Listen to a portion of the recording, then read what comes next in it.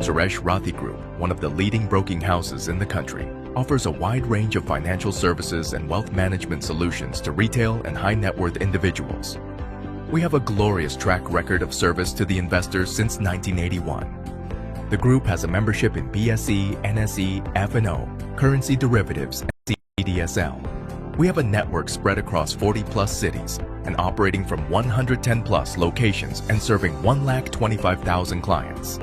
For more information, please call us on our toll-free number 1-800-120-2484.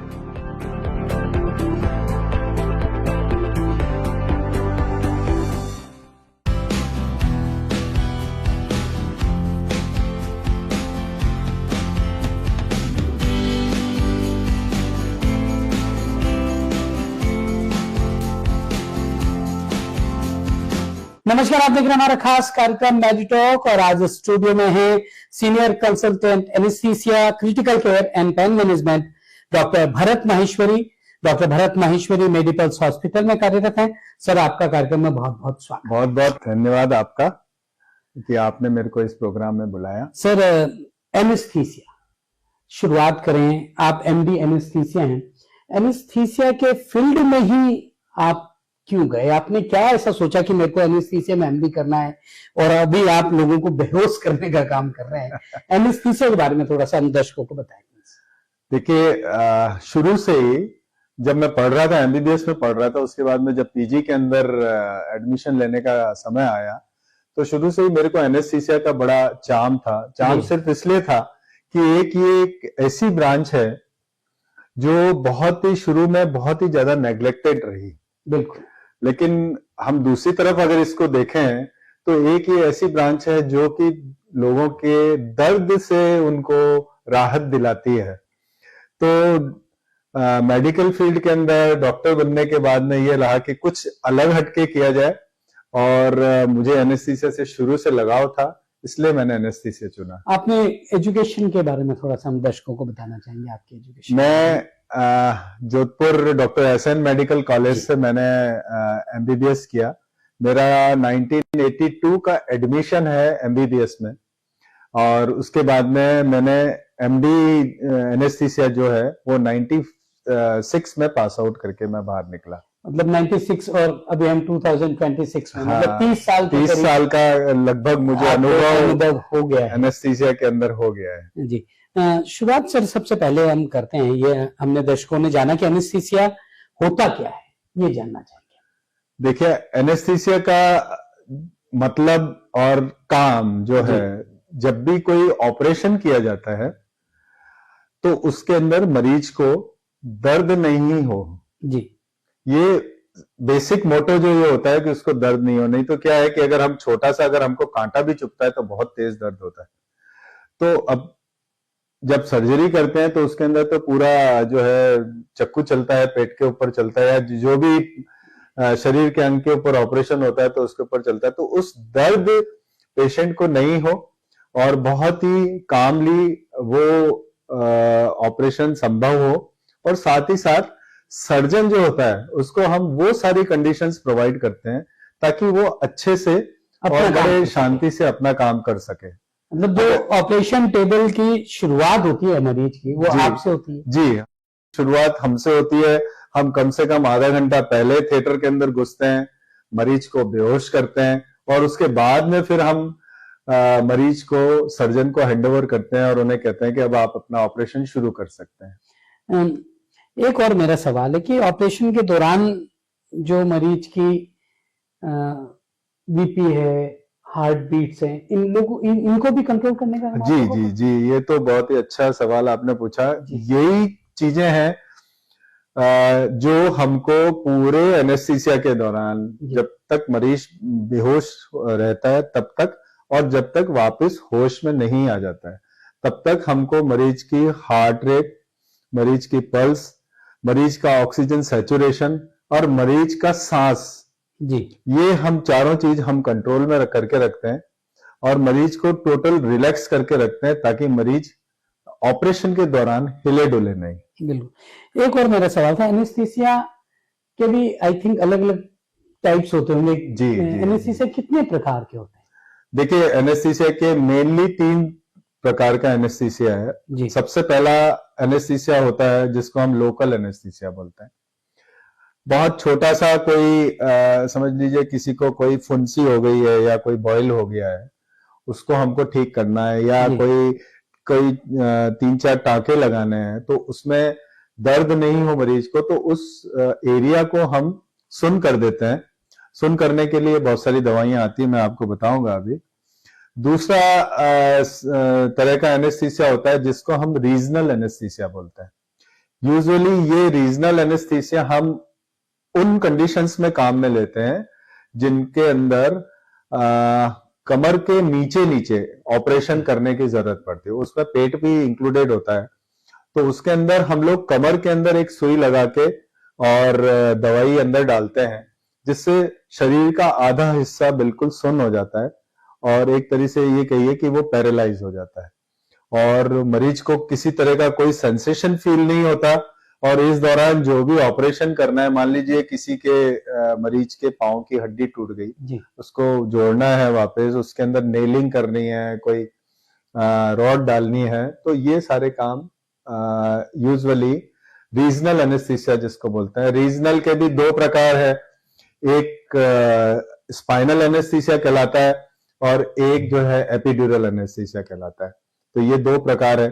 तो हम मरीज की स्थिति देख के, मरीज का क्या ऑपरेशन करना है, ये देख के हम डिसाइड करते हैं कि मरीज को रीजनल एनेस्थीसिया लगाना है या नहीं लगाना। तीसरी तरह का एनेस्थीसिया जो कि मेन एनेस्थीसिया होता है, उसको हम बोलते हैं जनरल एनेस्थीसिया। जनरल एनेस्थीसिया के अंदर हम मरीज को पूरा बेहोश कर देते हैं, उसको बहुत गहरी नींद के अंदर दवाइयां आती है, उसको पूरी गहरी नींद में ले आते हैं। और दूसरी बात यह है कि उस समय मरीज को पूरा पैरालाइज करते हैं हम। उस पैरालिसिस के अंदर मरीज की सांस भी बंद हो जाती है। मरीज खुद की सांस नहीं ले सकता। इस दौरान हम मरीज की सांस नली के अंदर एक ट्यूब डाल के और कृत्रिम तरीके से मशीन से हम मरीज को सांस देते हैं और वो कंट्रोल हम करके रखते हैं। और बाकी लेकिन एक भगवान ने बहुत अच्छी चीज बनाई है कि इतना सब कुछ होने के बावजूद भी हार्ट जो है हमारा, हृदय जो है, वो लगातार धड़कता रहता है। अच्छा, उसकी पंपिंग जारी रहती है? उसकी पंपिंग जारी रहती है जी। ऑल्दो बहुत सारी ड्रग्स ऐसी आती है जब हम हृदय की धड़कनों को कंट्रोल करते हैं, उनको कम ज्यादा कर सकते हैं। कुछ केसेस के अंदर फॉर फ्रैक्शन ऑफ सेकेंड्स जी हम हृदय की धड़कन को रोकते भी हैं। जैसे आप देखें कि कार्डियक एनेस्थीसिया जो होता है, जहां ओपन हार्ट सर्जरी होती है, तो एक आपने नाम सुना होगा कि ओपन हार्ट सर्जरी के अंदर जो है हृदय को बिल्कुल रोक देते हैं। लेकिन चूंकि सारे शरीर को ब्लड की जरूरत होती है, तो फिर हम एक हार्ट लंग मशीन होती है, उस हार्ट लंग मशीन से जो है वो हृदय का काम करती है और वो सारे शरीर को करती है। तो ये जो जनरल एनेस्थीसिया है, ये जनरल एनेस्थीसिया के अंदर हम सबसे पहले मरीज को बहुत गहरी नींद में लेके जाते हैं, फिर एक इंजेक्शन लगाते हैं। जैसे आप मॉर्फिन का नाम आपने सुना होगा, आजकल मॉर्फिन और मॉर्फिन की तरह के बहुत सारे दूसरे इंजेक्शंस भी आ गए हैं, तो वो लगाते हैं, उससे मरीज को दर्द नहीं होता है। और उसके बाद में फिर हम एक इंजेक्शन लगाते हैं जिससे पूरा का पूरा शरीर पैरालाइज हो जाता है। और उस पैरालाइज होने के बाद में हम पेशेंट के सांस नली में ट्यूब डालते हैं और हमारे हाथ में जो है मरीज का रेस्पिरेशन और श्वसन क्रिया रहती है। मतलब आप ये समझ लीजिए कि हमारे हाथ में उस समय मरीज की जिंदगी रहती है।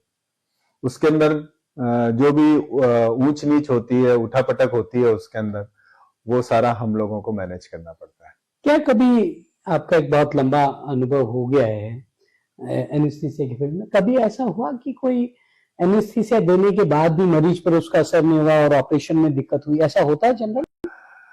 देखिए, वो जब हम मरीज को, कोई मरीज ऑपरेशन के लिए आता है जी, तो उससे पहले हम उसकी जांच करते हैं। बिल्कुल।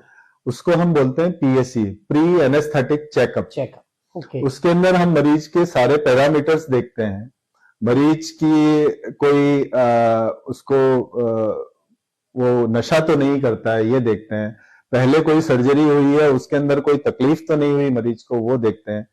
दूसरी बीमारियां देखते हैं। देखिए आजकल ब्लड प्रेशर है, डायबिटीज है, ये सब कुछ बहुत ज्यादा बढ़ गया है, कॉमन है, बिल्कुल है ना। तो ये सारी चीजें किडनी के ऊपर भी असर डालती है, तो हम किडनी फंक्शंस भी देखते हैं। और सबसे बड़ी बात है कि एक there is a battery of investigations, वो हम हर एक मरीज के अंदर उसकी बीमारी के अकॉर्डिंगली करवाते हैं जी। उसके एज के अकॉर्डिंगली करवाते हैं। कोई छोटा बच्चा है, उसमें कुछ पर्टिकुलर इन्वेस्टिगेशन कराएंगे। अगर कोई बुजुर्ग व्यक्ति है, उसके लिए अलग ऑपरेशन हम करवाते हैं। उसमें फिर हम हृदय का भी देखते हैं कि दिल कितना काम कर रहा है। कहीं ऐसा तो नहीं कि मरीज को पहले हार्ट अटैक हुआ हुआ और उसके दिल ने बहुत कम काम करना शुरू कर दिया। तो वो सारी जो चीजें हैं वो एनेस्थीसिया की रिस्क को बढ़ा देती हैं। तो ये सारी चीजें हम करते हैं और पीएसी करते हैं, तब जाके हम मरीज को सर्जन को ऑपरेशन करने लायक बनाते हैं। इसके अंदर अगर आप इजाजत दें तो मैं बताऊं कि इसके अंदर ग्रेडिंग्स हैं एनेस्थीसिया की, जिसको हम एएसए बोलते हैं। अमेरिकन जो है सोसाइटी ऑफ एनेस्थीसिया ने कुछ मानक वो किए हैं। उसमें है कि एक आदमी जो बिल्कुल स्वस्थ है, जिसे किसी तरह की कोई प्रॉब्लम नहीं है, और मान लीजिए उसको हर्निया की दिक्कत है या उसकी कोई हड्डी टूट गई है, उसको हम ए से ग्रेड 1 के अंदर रखते हैं। कुछ मरीज जो मान लीजिए जिनको डायबिटीज है, हाइपरटेंशन है, लेकिन कंट्रोल्ड है, उनको हम ए से ग्रेड 2 में रखते हैं। जो अनकंट्रोल्ड होते हैं, जैसे मान लीजिए शुगर 300-400 के ऊपर जा रही है, ब्लड प्रेशर बहुत बढ़ा हुआ है, उसको हम ए से ग्रेड 3 के अंदर रखते हैं। एक ए से ग्रेड 4 होता है, उसके अंदर यह है कि पेशेंट जो है वो मोरिबंड है। मोरिबंड का मतलब यह है कि पेशेंट को हम ले रहे हैं तो हम पेशेंट से के रिश्तेदारों को और पेशेंट की कंडीशन अगर होती है तो उसको समझाते हैं कि ये बहुत हाई रिस्क है। देखिए सर्जरी भी हाई रिस्क होती है और साथ साथ में एनेस्थीसिया भी हाई रिस्क होती है। बिल्कुल। तो ज्यादा तक मैं आपको बताऊं, एनेस्थीसिया वाला पार्ट ज्यादा रिस्की होता है सर्जरी से। हम अगर मरीज को तैयार करके अगर सर्जन को दे देते हैं, वो तो ऑपरेट कर देता है, वो तो ऑपरेट कर देता है, लेकिन हमें मालूम है कि मरीज को इंट्रा ऑपरेटिवली ऑपरेशन के दौरान कैसे मेंटेन करके रखना है और ऑपरेशन के बाद उसको होश भी आना चाहिए। ऐसा नहीं है कि मरीज को हमने बेहोश किया और वो बेहोश का बेहोश पड़ा रहे, तो उसको होश भी आना चाहिए। तो ये सारी चीजें हम लोग देख के और फिर डिसाइड करते हैं कि मरीज की ग्रेडिंग क्या है और रिस्क क्या है। क्या हर ऑपरेशन में रिस्क होता है या कुछ केसेस सेंसिटिव होते हैं? आपने बताया अभी। एक बात तो बिल्कुल निश्चित है कि हमारे फील्ड के अंदर वो कहते हैं ना कि या तो इधर या उधर जी। एक कोई भी ऑपरेशन, चाहे वो छोटे से छोटा ऑपरेशन हो चाहे बड़े से बड़ा ऑपरेशन, ह्यूमन बॉडी किस तरीके से बिहेव करती है ये तो पहले बताना मुश्किल है जी। लेकिन ये डेफिनेटली पैरामीटर्स है कि अगर किसी मरीज को कोई तकलीफ है ऑलरेडी तो उसके अंदर रिस्क के चांसेस बढ़ जाते हैं। मान लीजिए आप फर्ज करें कि कोई मरीज को 15 दिन पहले हार्ट अटैक हुआ जी। और उसने अपना एंजियोग्राफी एंजियोप्लास्टी कुछ कराई जी। और बदकिस्मती से वो रास्ते में जा रहा था और किसी गाड़ी वाले ने उसको मार दिया और उसके हड्डी टूट गई, या कोई ऐसी चोट लग गई उसको जिसके हमको जो कि लाइफ थ्रेटनिंग जिसको हमको कहना चाहिए। मान लीजिए रास्ते चलते किसी गाय ने सींग मार दिया, पेट के अंदर सींग लग गया, तो वो लाइफ थ्रेटनिंग हो गई, उसको हमें बचाना ही है। तो ऐसे केस के अंदर रिस्क बहुत ज्यादा बढ़ जाती है, लेकिन हम वो रिस्क उठाते हुए भी, क्योंकि अगर हम कुछ नहीं करेंगे तो वो तो वैसे ही अनहोनी हो जाएगी, लेकिन हम वो रिस्क उठाते हुए भी और हम लोग ऑपरेशन मरीज को बेहोश करते हैं और सर्जन को जो है जैसा आपने बताया कि पहले उसका प्री चेकअप होता है साहब। जी। सपोज एक मरीज है आपके पास आया, उसका ऑपरेशन होना है और उसकी शुगर ज्यादा है, आई थिंक जैसे कि किसी की 350 है, 400, जी, तो क्या जी। पहले आप लोग उसको कंट्रोल जी करेंगे जी या बिल्कुल इसमें कुछ बिल्कुल अलग बिल्कुल सिस्टम होता है? बिल्कुल। उसको अगर उसके पैरामीटर्स में कुछ गड़बड़ है जी, तो हम पहले उनको कंट्रोल करते हैं। ओके, शुगर को नॉर्मल लेके आते हैं, ब्लड प्रेशर को नॉर्मल लेके आते हैं, या दूसरी कोई और परेशानी उसको है, जैसे मान लीजिए किसी को बहुत ज्यादा ताने आती है, जी, तो फिर हम वो दवाई देते हैं ताकि उसको वो सारी प्रॉब्लम नहीं हो। और हमारे को ऑपरेशन के दौरान जो हम एनेस्थीसिया देते हैं उस समय बहुत ज्यादा दिक्कत नहीं हो। तो तो ऐसे क्या कभी कोई ऐसे ऑपरेशन टालने भी पड़ते हैं इसका? जी जी जी बिल्कुल। आज ही मैंने टाला है एक ऑपरेशन। जी, आज ही मैंने एक ऑपरेशन टाला है जिसके अंदर बहुत उसका ब्लड प्रेशर जो है वो 240 के आसपास था, ओके, और उसकी स्पाइन सर्जरी होनी थी। लेकिन अब 240 के ऊपर जब हमने कार्डियोलॉजिस्ट को बताया कि भाई आप एक बार देख लीजिए, चेक कर लीजिए, तो कार्डियोलॉजिस्ट ने बिल्कुल साफ मना कर दिया, इस इतने ब्लड प्रेशर के ऊपर मैं आपको जो है कंसेंट नहीं दूंगा, परमिशन नहीं दूंगा ऑपरेट करने की। तो हमको टालना पड़ा। अब वो उसको कंट्रोल करेंगे ब्लड प्रेशर, फिर हम उसको ऑपरेट करेंगे। अ, आपने एनेस्थीसिया दिया, एक मरीज ऑपरेशन टेबल पर चला गया, सर्जन उसकी सर्जरी कर रहा है, ऑपरेशन कर रहा है, अचानक उसकी अगर तबीयत खराब हो जाए उस कंडीशन में भी आप लोगों का बहुत बड़ा रोल होता है। बहुत बड़ा रोल है, क्योंकि देखिए एक बात बिल्कुल निश्चित है, जी, सर्जन जब भी ऑपरेट करता है तो वो हमेशा स्ट्रेस में रहता है। जी, कुछ तो स्ट्रेस उसके पास में रहता ही है। डेफिनेटली, आज उसने किसी के पेट के ऊपर चीरा लगा के पेट खोल के कोई मान लीजिए कोई भी ऑपरेशन कर रहा है, जी, सर्जन स्ट्रेस में रहता है। एक अच्छा एनेस्थेटिस्ट वही होता है जो सर्जन को ये ना मालूम पड़ने दे कि मरीज की हालत खराब होती जा रही है, जी, या जी, कुछ जी। और कोई ऐसी ऐसी स्थिति हो जाए कि मान लीजिए सर्जन ने कुछ ऐसी चीज काट दी, कोई मेजर ब्लड वेसल काट दी, तो हम भी बोलते हैं उनको कि आप इसको पहले कंट्रोल करो, ब्लड क्योंकि खून बहुत बह रहा है तो आप इसको कंट्रोल करिए। अदरवाइज भी हम लोग यही कोशिश करते हैं कि सर्जन को एक अच्छा एनवायरनमेंट मिले, सो दैट वो कूलली सर्जरी कर सके। पूरे पूरे ऑपरेशन के दौरान आप लोग ऑपरेशन थिएटर में बिल्कुल, हम बिल्कुल मरीज के सिर के ऊपर खड़े रहते हैं पूरे ऑपरेशन के दौरान। हम जब से मरीज को थिएटर के अंदर लेते हैं, जब तक कि मरीज को होश ना आ जाए और हम उसको जब तक पोस्ट ऑपरेटिव वार्ड में शिफ्ट नहीं करवा देते हैं, तब तक हम लोग मरीज के साथ रहते हैं। मतलब कहते हैं जो पर्दे के पीछे हाँ, कि भूल ऐसा ये है कि मरीज को पता नहीं होता है कि पता नहीं मुझे होता कौन है। एनेस्थीसिया देगा और मैं कब ऑपरेशन लायक होऊंगा, वो सब आप तय करते हैं। देखिए मालूम इसलिए भी नहीं पड़ता है कि मरीज जो है वो चल के आता है ऑपरेशन थिएटर के अंदर, ठीक है, और जब मरीज बाहर निकलता है तब वो सोया हुआ होता है। उसे तो ये भी नहीं पता होता है कि उसको एनेस्थीसिया किसने दिया और क्या दिया। मैं यहीं पे आपको एक बात बताना चाहता हूँ कि चूंकि एनेस्थीसिया जो है वो बहुत ही नेग्लेक्टेड ब्रांच रही शुरू से, जिसमें कि एनेस्थीसिया बिना एनेस्थीसिया के कोई भी ऑपरेशन संभव नहीं है। फिर भी फिर भी फ्रंट के अंदर सर्जन ही रहता है, हम लोग पर्दे के पीछे रहते हैं। तो मेरा तो हमेशा ये मानना रहता है कि एनेस्थेटिस्ट के बारे में आप जानिए, और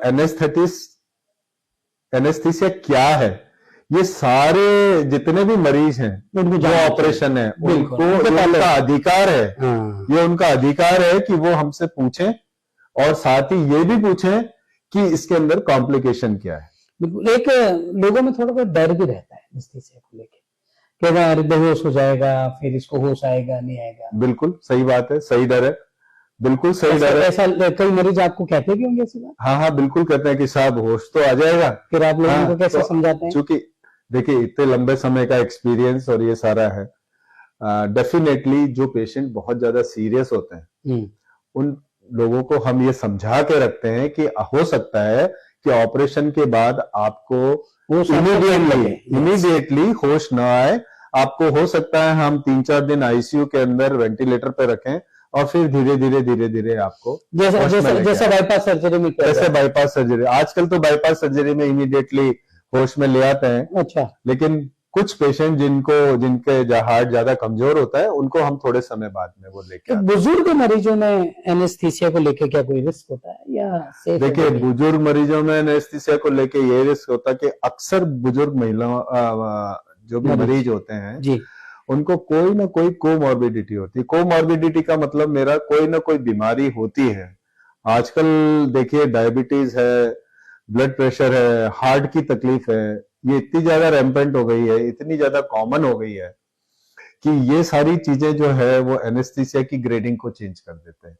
तो हमें बहुत वो रहना पड़ता है कि बुजुर्ग मरीजों को एकदम अच्छे से करके एनेस्थीसिया दें हम। बिल्कुल सर। आज हमारे साथ स्टूडियो में doctor Bharat Maheshwari, senior consultant anaesthesia critical care and pain management. और अभी तक हमने बात करी एनेस्थीसिया की, और अब हम बात करेंगे क्रिटिकल केयर यानी आईसीयू को लेके।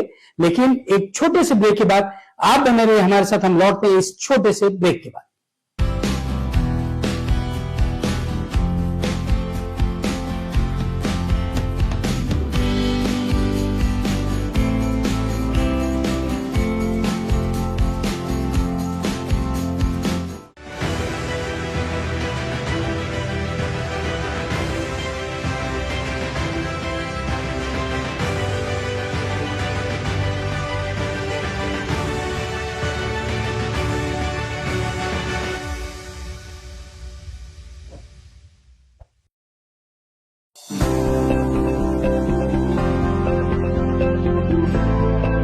Suresh Rathi Group, one of the leading broking houses in the country, offers a wide range of financial services and wealth management solutions to retail and high net worth individuals. We have a glorious track record of service to the investors since 1981. The group has a membership in BSE, NSE, F&O, currency derivatives, and CDSL. We have a network spread across 40 plus cities and operating from 110 plus locations and serving 125,000 clients. For more information, please call us on our toll-free number 1-800-120-2484.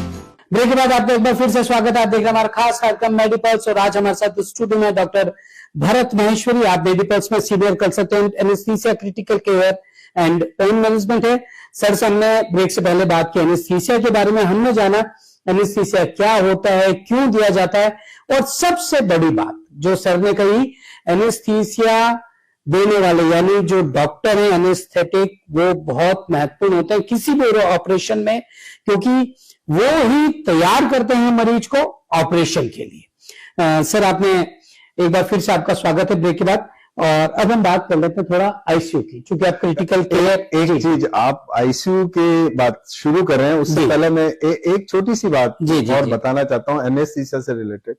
अक्सर आपने सुना होगा और news media में भी अक्सर आता है कि एनेस्थीसिया ज्यादा देने की वजह से मरीज की मृत्यु हो। हाँ बिल्कुल, ये एक बहुत ही कॉमन चीज है जो अक्सर ऐसी बात में आती है, और इस चक्कर के अंदर बड़ा झगड़ा होता है, ये सब होता है। देखिए, एक चीज मैं बहुत स्पष्ट बताना चाहता हूं कि कम ज्यादा कुछ नहीं होता। जो एनेस्थीसिया हमको देना है, अगर हमको जनरल एनेस्थीसिया देना है, जो भी ड्रग की डोजेज हमको देनी होती है वो स्पेसिफाइड होती है पर किलोग्राम ऑफ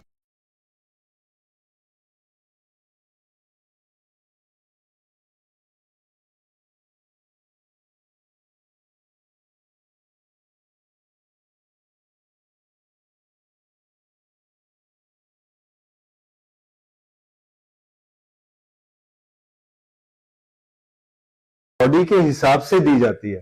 थोड़ा बहुत 5-10% ऊपर नीचे हो सकता है, जो कि ये बिहेव करता है कि पेशेंट कैसे बिहेव कर रहा है उस ड्रग के लिए।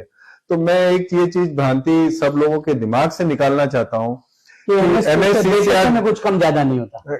एनेस्थीसिया ज्यादा दिया या कम दिया ऐसा कुछ नहीं होता है।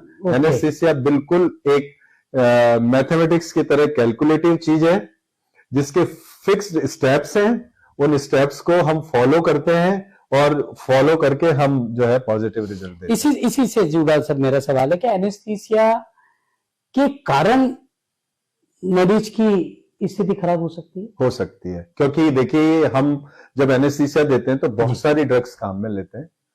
कई दफे कुछ ड्रग्स जो हैं, जो कि डॉक्यूमेंटेड है बुक्स के अंदर, जी जिनके इंसिडेंसेस हैं, फिक्स इंसिडेंसेस हैं, हर चीज के कॉम्प्लिकेशंस हो सकते हैं।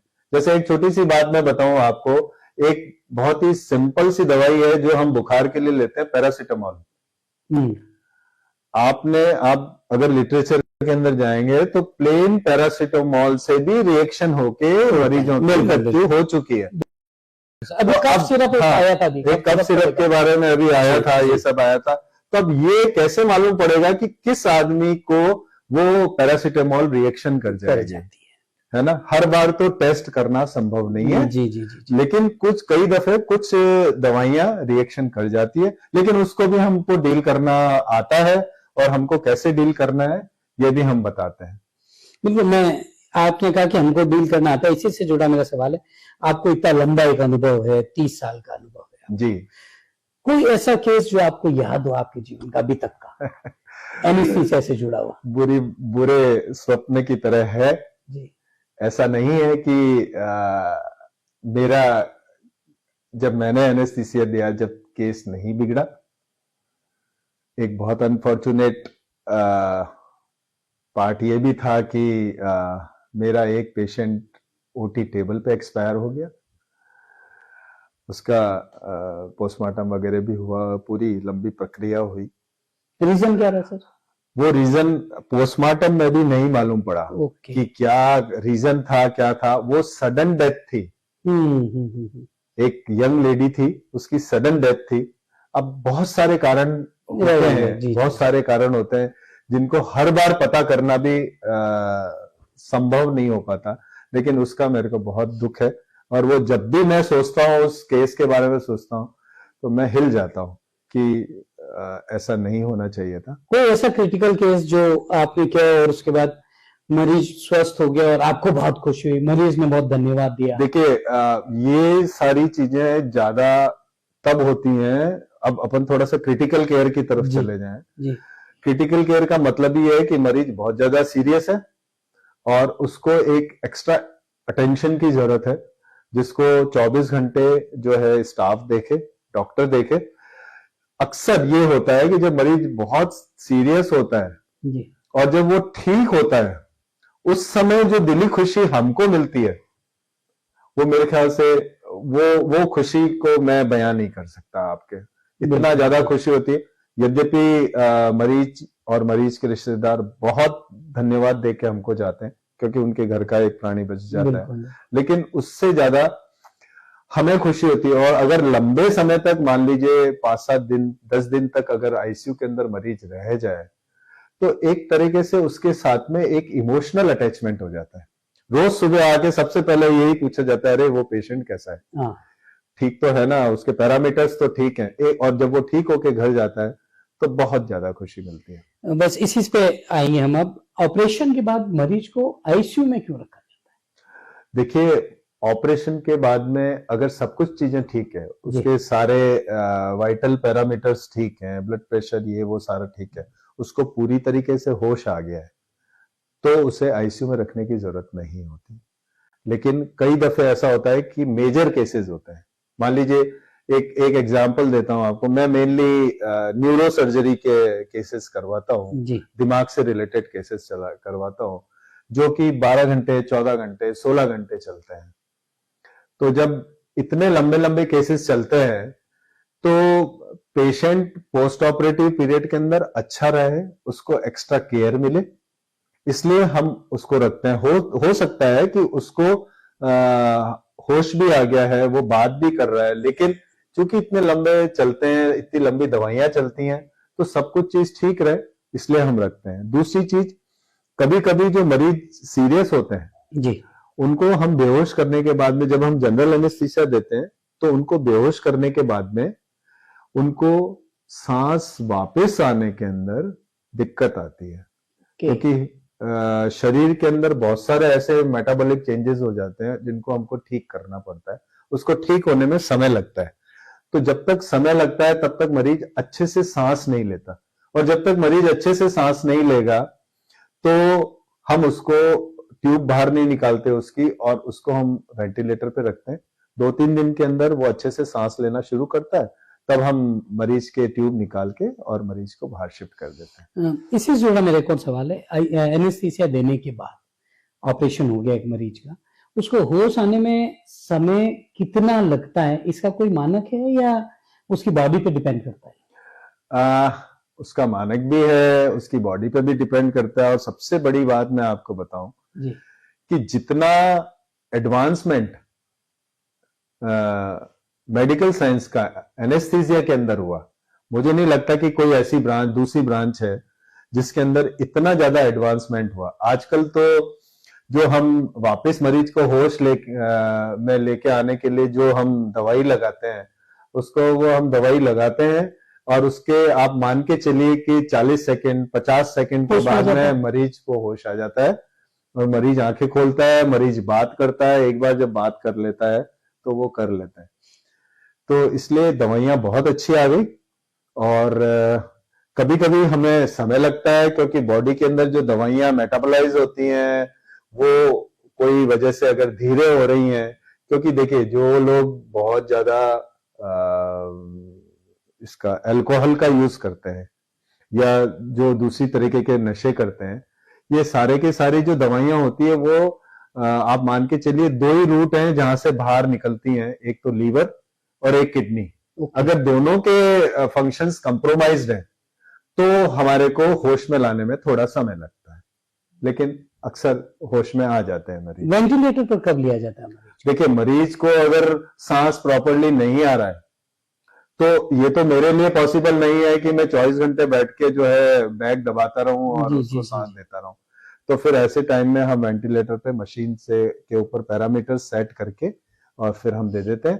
थोड़े समय के बाद में पेशेंट को जैसे ही सारी चीजें ठीक होने लगती है तो हम वेंटिलेटर हटा देते हैं। एक अमूमन ऐसा कहा जाता है, जैसे कि सपोज मेरा कोई मिलने वाला है, वो एडमिट है, तो बात करते हैं तो वेंटिलेटर पे, तो वेंटिलेटर पर है, मतलब ऐसा सोच लेते हैं लोग कि बहुत स्थिति खराब है। क्या वास्तव में?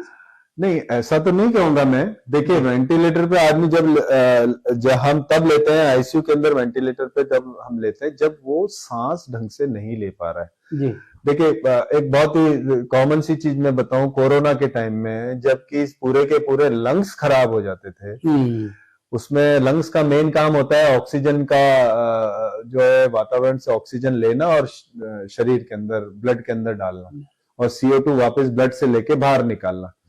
जब ये चीज ढंग से नहीं हो पाती तब हम वेंटिलेटर पे लेते हैं। वेंटिलेटर पे लेने के बहुत सारे क्राइटेरियाज हैं। वो सारे क्राइटेरियाज के अंदर अगर पेशेंट आता है, मान लीजिए अगर कोई पेशेंट जो है वैसे हम नॉर्मल के अंदर 1 मिनट के अंदर 12 से 14 बार 16 बार सांस लेते हैं, लेकिन मान लीजिए अगर कोई आदमी किसी वजह से जो है 25 बार 30 बार सांस ले रहा है, बहुत जल्दी थक जाएगा वो। जी जी जी। तो फिर उसका सांस लेने की प्रक्रिया को सामान्य बनाने के लिए हम वेंटिलेटर पे पेशेंट को लेते हैं। और वेंटिलेटर भी 2 तरह के होते हैं। देखिए, मैं बताऊं, एक इन्वेजिव वेंटिलेटर कहलाता है, एक non invasive type of ventilator. Non invasive ventilator के अंदर हम चेहरे के ऊपर एक मास्क लगा के और वेंटिलेटर के पैरामीटर सेट करते हैं ताकि वो मशीन जो है वो प्रेशर से हवा जो है वो फेंकती है या ऑक्सीजन फेंकती है। और जो इन्वेजिव टाइप वेंटिलेटर होता है उसमें सांस नली में ट्यूब डाल के और फिर हम वेंटिलेटर के ऊपर लेते हैं। तो ये 2 तरीके के। अब हम बात करते हैं दर्द, आप पेन मैनेजमेंट के भी सीनियर कंसल्टेंट हैं, दर्द और बेहोशी प्रबंधन पर बात करते हैं। जब जो ये होता है ऑपरेशन के बाद दर्द मरीज को, डेफिनेटली बेड टाइम जब आप ऑपरेशन के लिए जाता है जब तो आप लोग एनेस्थीसिया लगा देते हैं, उसके बाद जब वो एनेस्थीसिया का असर खत्म हो जाता है, मरीज नॉर्मल हो जाता है, तब उसको दर्द होएगा डेफिनेटली होगा। उसको आप कैसे कंट्रोल करते हैं? देखिए, उसका बहुत है। मैंने आपको जैसे पहले ही बताया था, प्रकार बताए थे, एक तो रीजनल एनेस्थीसिया और एक जनरल एनेस्थीसिया, एक लोकल। हाँ, एक लोकल। तो लोकल वाला काम तो बहुत छोटा होता है, तो उसको तो एक गोली पैरासीटामोल की भी आप देंगे तो उसको दर्द में आराम मिल जाएगा। लेकिन जैसे स्पाइनल एनेस्थीसिया जिसको हम बोलते हैं, रीजनल एनेस्थीसिया, वो जब हम लगाते हैं तो उसका असर कम से कम 3-4 घंटे तक रहता है जी।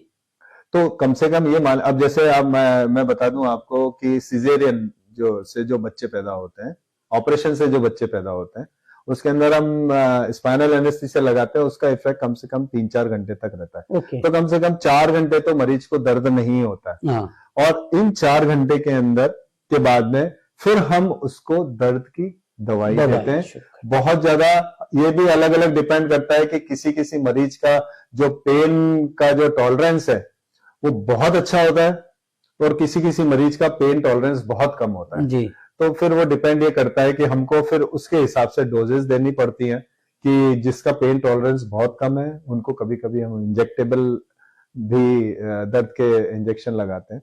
दर्द के इंजेक्शन आजकल बहुत अच्छे हो गए और यूजुअली ये सारे के सारे जो दर्द के इंजेक्शन हैं वो मॉर्फिन से ही रिलेटेड हैं।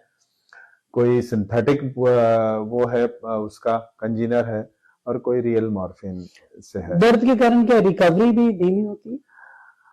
हाँ बिल्कुल, दर्द की वजह से सबसे बड़ा जो प्रॉब्लम ये होता है, पेट का ऑपरेशन कराया और दर्द अगर मरीज को हो रहा है जी, तो वो सांस पूरी तरह, जैसे अगर हम पूरा पेट फुला के सांस लेते हैं और चेस्ट फुला के सांस लेते हैं वो नहीं ले पाता, तो उसके जो सांस लेने की प्रक्रिया है वो भी वो हो जाती है। पेशेंट इरिटेबल हो जाता है, दर्द की वजह से इरिटेबल हो जाता है।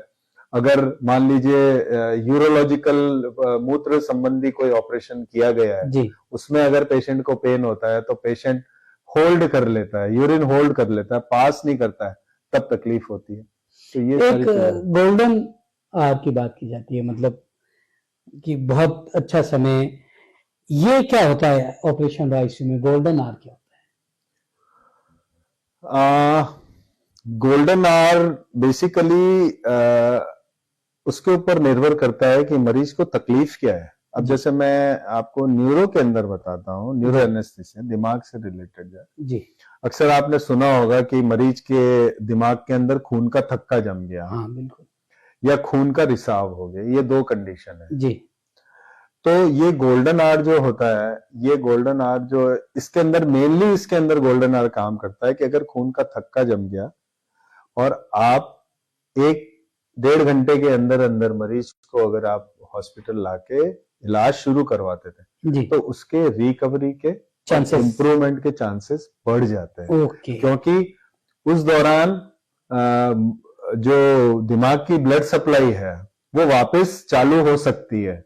नहीं तो अगर दिमाग एक ऐसी चीज है, पूरे हमारे शरीर के अंदर भगवान ने भी बनाया है, पता नहीं क्या सोच के बनाया, कि अगर दिमाग को ब्लड सप्लाई 3 मिनट तक नहीं मिले, ओके, 3 मिनट मतलब 180 सेकंड, बिल्कुल 180 सेकंड तक अगर हमारे दिमाग को ऑक्सीजन सप्लाई अगर नहीं मिले तो दिमाग